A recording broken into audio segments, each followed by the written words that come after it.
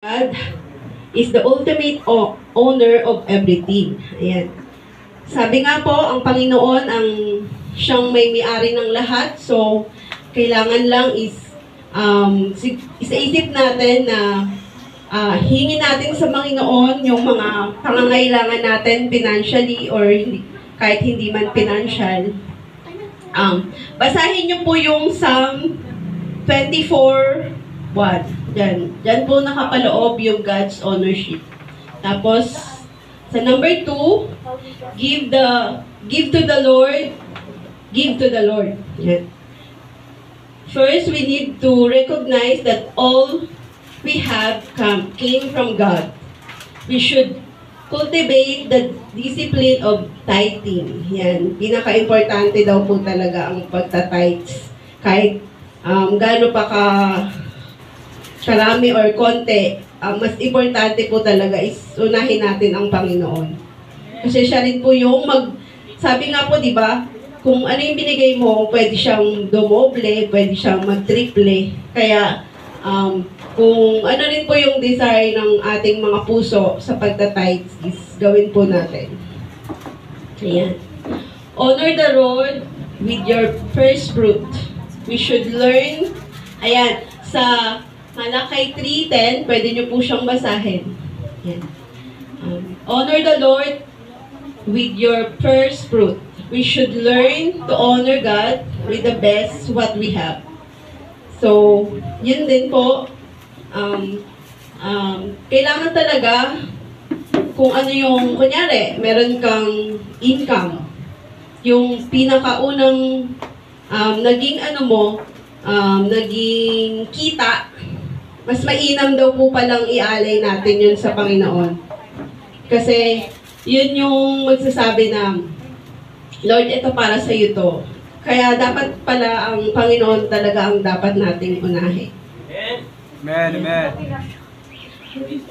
Work hard and don't be lazy. Yan. Sino mga dito? Mga masisipag. Yan.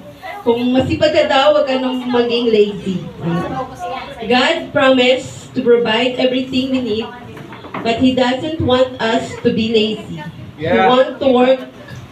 He wants us to work, but not to become anxious about what we eat or what we wear tomorrow. Right. So, tayo kasi masyadong advanced thinking na situate na parang nai-stress na tayo, mali daw pala yun. So, dapat pala hayaan natin ang araw ang mamoblema sa araw na yun. Wag nating masyadong pangunahan or wag tayo masyadong sabi nga nila is bida-bida. Yun, parang ganun. Although, hindi naman masamang mag-isip ng about tomorrow, but we considered pa rin ng Panginoon na kailangan alam natin na siya yung mag-provide sa mga pangangailangan natin. Amen. Tapos, syempre, kung meron na tayong sobra, maging generous tayo. Ayan. As we recognize that our blessing are the gifts from God, we are inspired to share them with others in needs. So, as long as na alam mong may sobra ka naman, tapos may lumapit sa'yo, parang buong puso mo siyang ibigay din.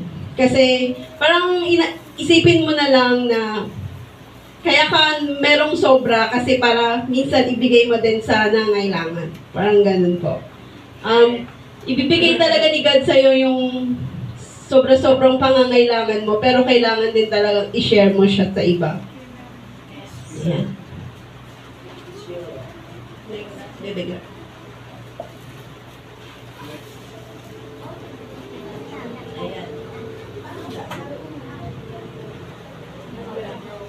Ayan.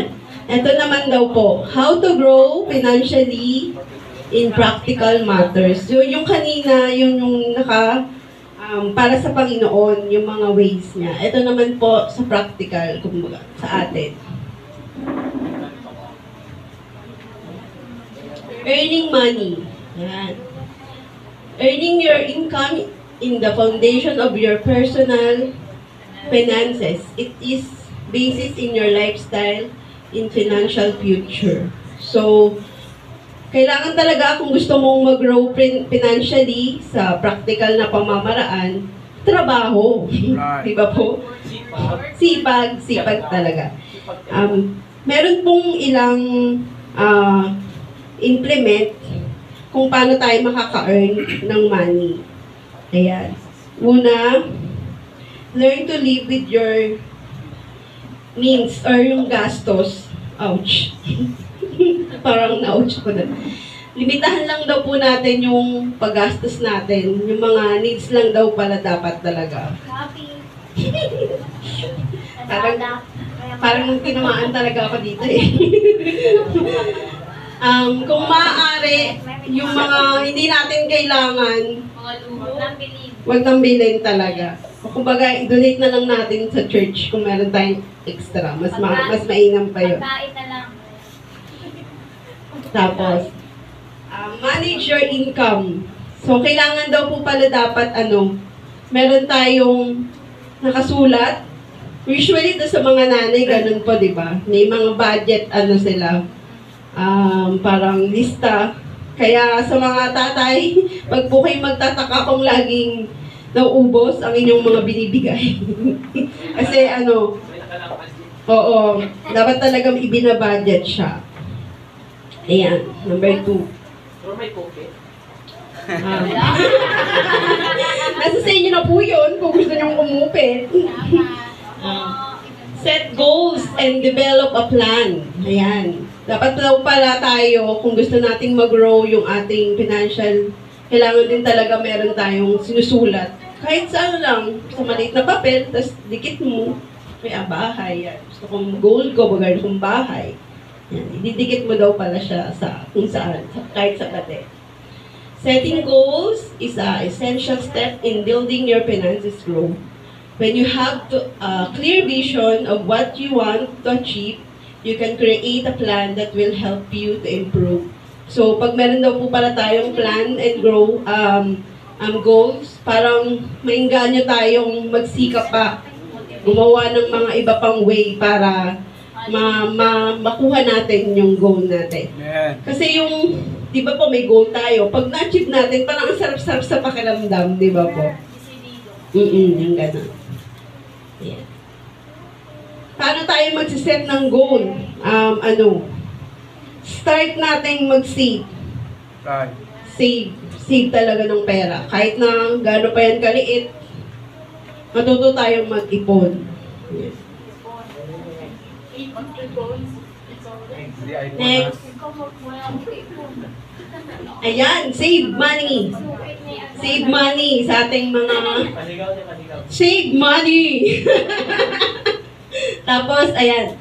Simply by making money won't help you to build wealth if you spending it in all things you didn't need. Ayan. Paano daw tayo makakasave ng money kung, yun nga, puro tayo gastos. Ouch talaga sa akin ito eh.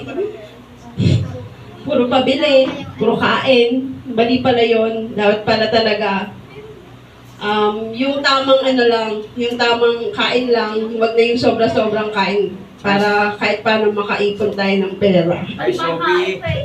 Ha? Huwag naman yung sobra, yung parang matutulog ka na lang, kakain pa. Parang nakakagising ako kalungan na medyo. Nice, Sophie. Ayan. Tapos, number 4, invest. Invest. Once you manage to set aside some money, the next step is investing is so it will grow. Amen. Ipok ang pera sa bangko. Oo nga, kasi sa bangko mas mainam doon siguro yung parang pang-emergency fund lang. Mas maganda yung sa investment yung meron kang kunyari, business. Kape. Yan, bumili na kayo ng kape namin. Tapos mga stock market, tapos yan. Mas magandang matutunan na pala natin yun. Kasi parang yung sa stock market, inaaral ko siya ngayon, yung, kunyari, yung 200 mo, ka sa isang Oo, company. Parang hindi mo rin siya mamamalaya na umaano siya, tumataas. Meron din sa bangko, yung pera mo, hanggang 5 years, tapos ano mo lang siya, pang ilalagay mo lang siya. Tapos after 5 years, pwede mo nang makuha with, ano na yun, yes, interest. Yeah. So, kahit paano meron. Ayan. Protect your asset. You work hard to earn your money and grow your wealth. The worst thing could happen is to lose it all due to a urgent situation. So, kailangan daw po pala i-protect din natin kung ano yung mga pinaghirapan natin. Amen. Sa papaanong paraan. Kuha tayo ng mga insurance. Tulad ng sa health insurance, kailangan daw po pala meron tayo. Yung sa PhilHealth natin, di ba po, meron sa mga nagtatrabaho, meron. Pero parang sa akin, suggest ko, parang mas maganda yung private. Private na healthcare. Kasi doon talaga maano mo. Kasi parang sa PhilHealth, yung lang, may limit lang. May limit lang siya. Kung may extra po tayo yan, kuha tayo ng mga health insurance, tapos life insurance, kasi malaking tulong din po pala sa atin yun, financially, pag kung wala man tayong hawak, parang magagamit din natin siya. St. Peter. Yun, St. Peter. Yan. Hindi sa gusto na natin may mauna. Di ba po? Parang, Practical way yan. ano rin po kasi yun eh. Si Peter. Kasi, honestly ako kumuha ko ng St. Peter. Medyo na-offend ata yung parents ko.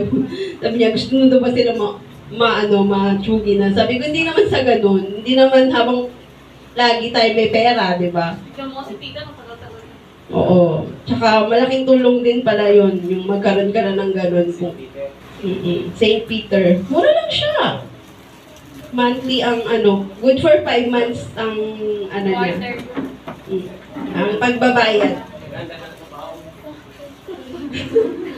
Ayan, number 6. Manage, debit, and build your credit. Ayan, di naman po sa masama mag-utang, pero dapat lang din, maintain lang. 10,000 agad-agad. Kasi pag parang yung kulang na yung earnings natin, tapos madami mo tayong utang, doon na mag-uumpisa yung stress natin kung paano natin siya mababayaran. So, dapat, as soon as possible, limit din daw talaga ng utang. Right. Limit daw din. Ayan. Yan, reminders. Patapos na. May kulang eh. Yung sa isa pala, dapat pala wag din pala tayong maging greedy. Yun, di ko na Kung meron ka na, wag mo masyadong ba tawag doon? Gusto mong kuha ka ng kabig ka lang. Kailangan i-share mo din siya sa iba. Kasi di mo rin alam, tulad po sa, di ba po yung sa story ng mayaman, na tsaka ni yung namatay siya na, yung si Lazarus, yung mayaman doon, yung namatay siya ng yaman-yaman niya, nasaan na yung pera niya? Sino na kinabang? Yung iba. Kung pinamigay niya na una pa lang, di marami pa siyang natulungan. So, dapat daw po pala kung meron na tayong extra kahit paano mag-share tayo sa iba. Ayan. Ayan, reminders. Building wealth is a journey, not destination. Celebrate your success along the way and don't get discouraged by the obstacles of the world. With patience, discipline, and a clear vision, your goals you can achieve financial growth and build your wealth over the long term. Amen. Ayan. Yan po. Salamat po sa inyo.